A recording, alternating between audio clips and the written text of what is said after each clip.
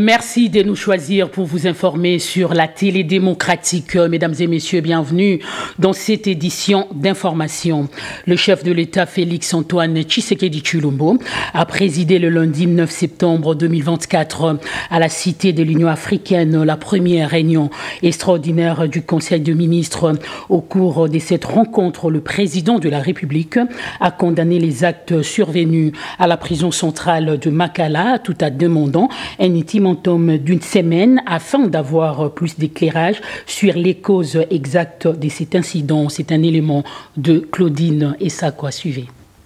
De la tentative d'évasion dramatique au centre pénitentiaire et de rééducation de Kinshasa, ex-prison centrale de Makala.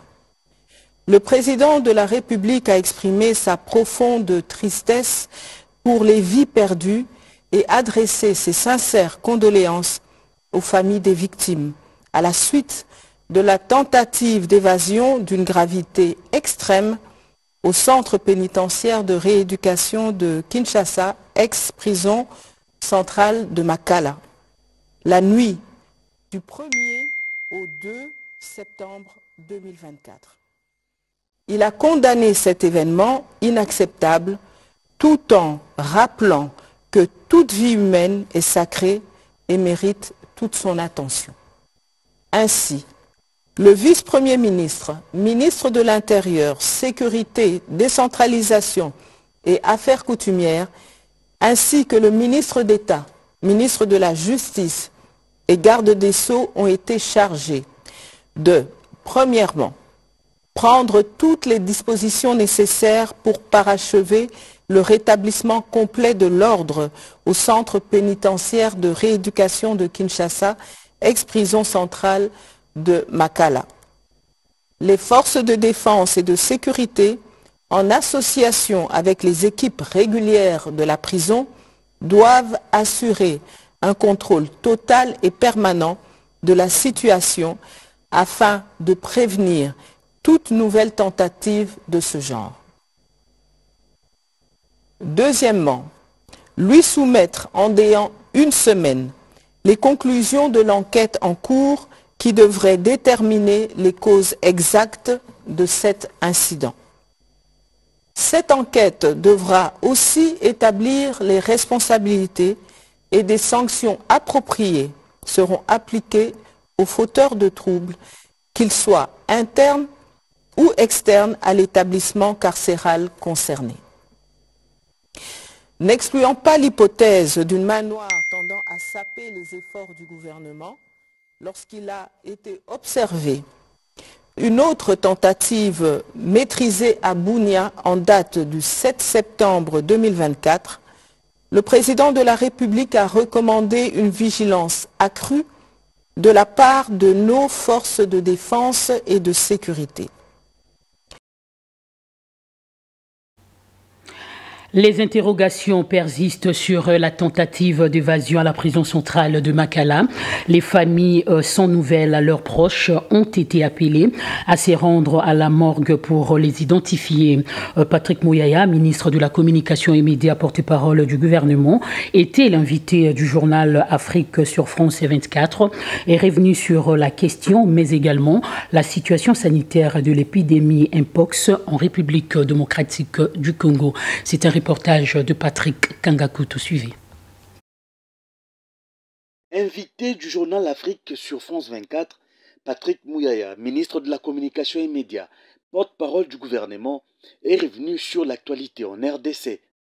D'abord, le ministre de la Parole a fixé l'opinion sur l'enquête en cours concernant la tentative d'évasion à Makala. Mais d'abord, c'est d'exprimer le regret, la profonde tristesse quand vous regardez les nombres de morts. On parle de 129, mais il y a 2 autres qui ont succombé de leurs blessures parce que depuis les débuts de cette crise, le choix que nous avons fait, c'est le choix de la transparence, contrairement à une certaine manipulation politicienne qu'on a voulu voir sur cet incident malheureux parce que des familles ont été décimés et endeuillés. Des mesures ont été prises, notamment l'eau a déjà été rétablie au niveau de la prison de Makala. Des mesures d'accompagnement ont été prises, notamment pour toutes ces femmes qui ont été victimes de violences sexuelles et des cas de viol.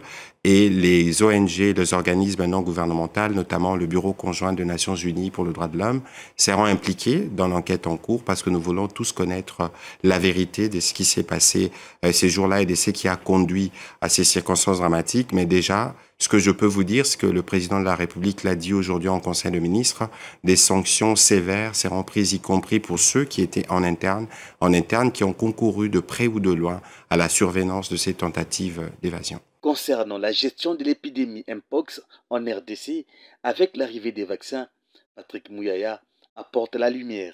Pour ce qui concerne la distribution de vaccins, mais il faut savoir que ça ne peut se faire sans une planification.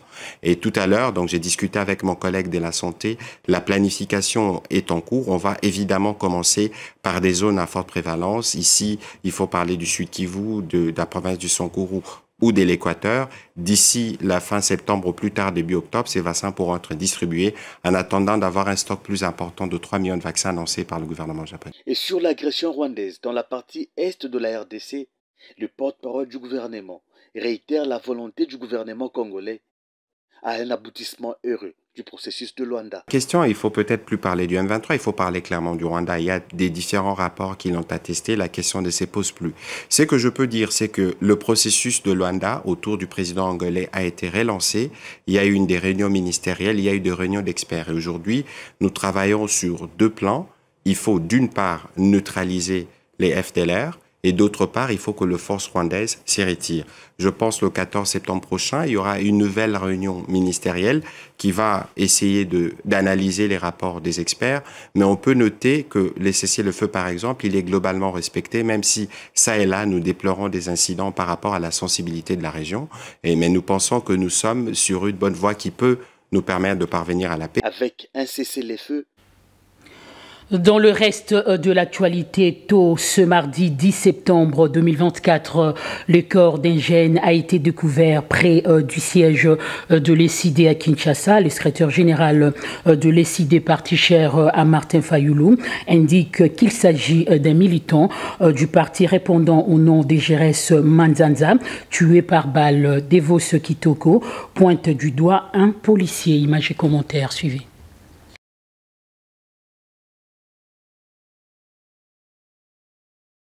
Sana mawa mingi ya constate que l'État oyo asengeli abatela batu akomi koboma bana mboka touti kolela bandeko bakufi na prison ya Makala sikoyo bayoko koboma na siège na biso tozo mituna wapi siko tokozala sécurité na mboka oyo yango omoni priorité na biso sikoyo ndenge possibilité na morgue et puis tolanda la police wana akomie na police de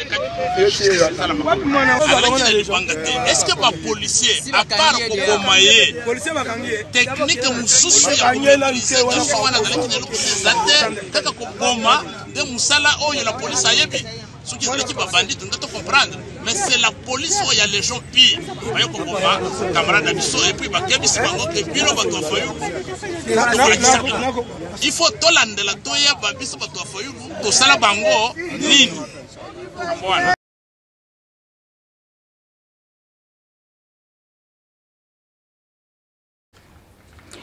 Du côté de la Mouka, on condamne l'acte odieux survenu au siège de l'ECD. La coalition La Mouka, indignée, fustige le mauvais traitement de ses membres et exige des enquêtes pour établir les responsabilités. Prince Epengue est joint au téléphone par votre rédaction. Suivez.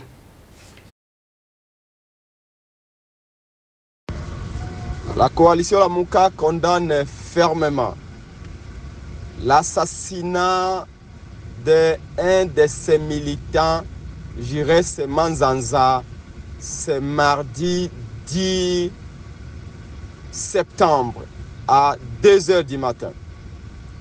Les éléments de la police nationale pure ont fait éruption au siège de la Mouka. et ont abattu froidement avec des balles Kalachnikov notre militant Jules Manzanza. Les militants qui sont chargés de garder les sièges de la Mouka et de les céder. La coalition Lamouka condamne fermement. La coalition Lamouka est indignée et très en colère de voir que depuis que M. Félix Tshilombo est arrivé au pouvoir, ses membres sont abattus comme des chiens. Nous exigeons une enquête indépendante. Nous voulons toute la vérité sur le pourquoi de cet assassinat. Notre militant s'est porté très bien. Hier, nous étions avec lui en réunion de tous les jeunes de la Mouka. Pourquoi la police l'a abattu? Nous avons ramassé le corps ce matin. Nous l'avons amené à la morgue. Puis, la police a même tenté, après l'avoir abattu, de prendre le corps et s'enfuir avec.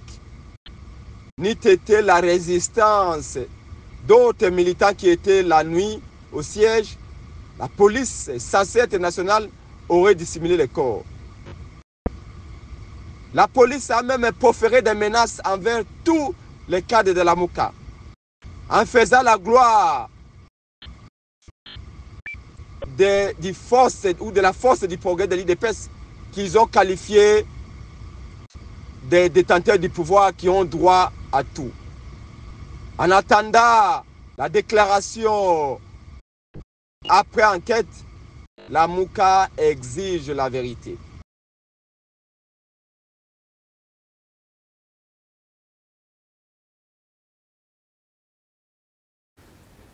Poursuivons ces journaux avec cet élément à l'occasion de la célébration de la Journée internationale de l'alphabétisation en République démocratique du Congo.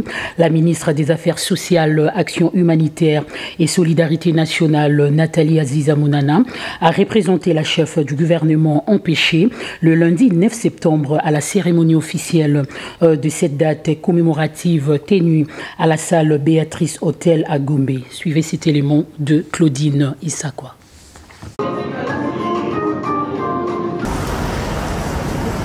Promouvoir l'éducation multilingue, l'alphabétisation pour la compréhension mutuelle et la paix, c'est le thème de la Journée internationale de l'alphabétisation, célébrée le 8 septembre de chaque année. Et ce 9 septembre, la ministre des Affaires sociales, Action humanitaire et solidarité nationale, Aziza Mounana, a représenté la première ministre Judith Suminwa à la grande célébration de la journée dans la salle Béatrice Hôtel. L'occasion pour la ministre des Affaires sociales, Action humanitaire et solidarité nationale, Aziza Mounana, d'honorer les bénéficiaires des programmes d'alphabétisation et éducation non formelle en baptisant les supports didactiques. Satisfaits, les bénéficiaires ont remis un portrait à la ministre des Affaires sociales et à la première ministre Judith Suminwa, représentée par Aziza Mounana. Aziza Mounana appelle par ailleurs tous les acteurs nationaux et internationaux ainsi que des partenaires à conjuguer les efforts pour réduire sensiblement les taux d'analphabétisme en République démocratique du Congo. Et je tenais à vous remercier et honorer votre présence pour cet engagement. L'alphabétisation, c'est quelque chose de noble combat que mes partenaires sont en train de se battre. Je tenais vraiment à les remercier pour tout ce que vous avez déjà fait. C'est que vous êtes en train de faire. Comment vous allez m'accompagner? Et moi, je mets l'alphabétisation plus vulnérable. Merci beaucoup. Et dans une année, mais je crois qu'on aura beaucoup d'activités ensemble. Ce n'est que le début de quelque chose. Cette journée internationale coïncide heureusement avec la rentrée scolaire 2024-2025 selon les calendriers scolaires du sous-secteur d'alphabétisation et éducation non formelle. C'est aussi une occasion de joindre les efforts pour accélérer les progrès vers la réalisation de l'objectif de développement durable sur l'éducation et l'apprentissage tout au long de la vie et de réfléchir au rôle de l'alphabétisation dans la construction des sociétés plus inclusives, pacifiques, justes et durables, insiste Aziza Mounana. Et la cérémonie s'est clôturée par une remise symbolique des brevets aux participants. En sport, pour boucler complètement la boucle, les léopards de la République démocratique du Congo ont battu les Walias de l'Éthiopie sur les scores de 2 buts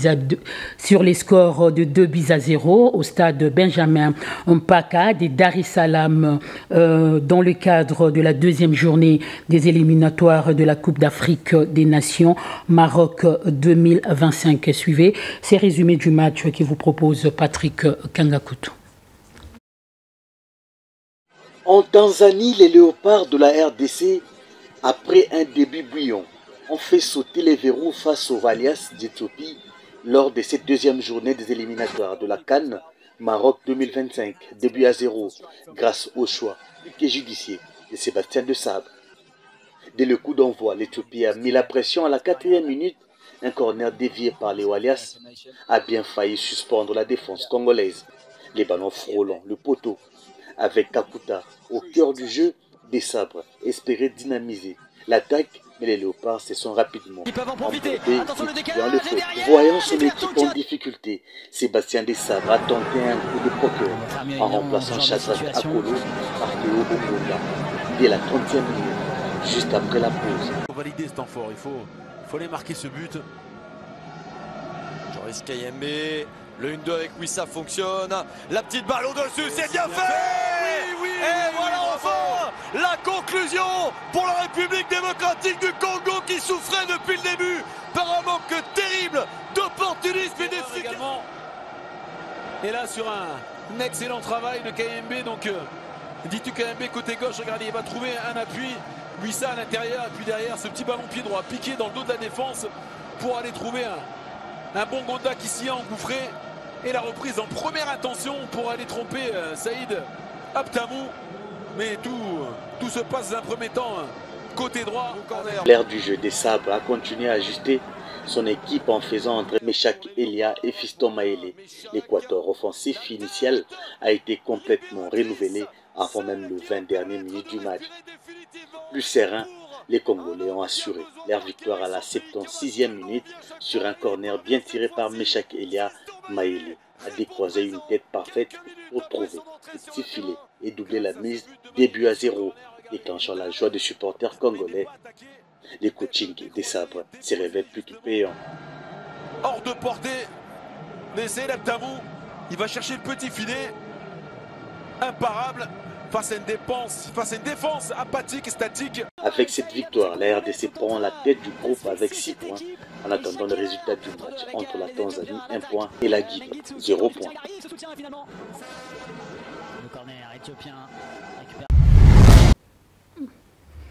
Mesdames et messieurs, c'est par ici que s'achève cette édition du journal réalisé par Blaise Ndombe, Brandon Milalo sous la supervision de Bijunjonji Bateko. D'ici là, portez-vous bien et très bon suite de programme sur la télé démocratique.